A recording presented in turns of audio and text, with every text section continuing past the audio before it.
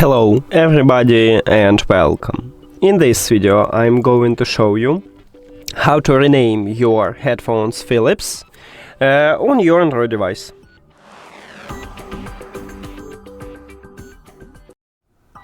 You have to start by open settings and then go to the Bluetooth or connected devices.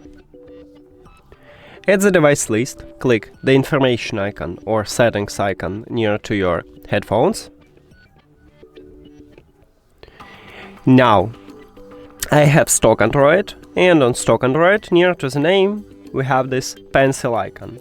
On some devices, this icon located at the right top, and also some devices have a line with the name, not this pencil icon. So, I'm going to tap at the icon. If you have the line, you need to tap at the line.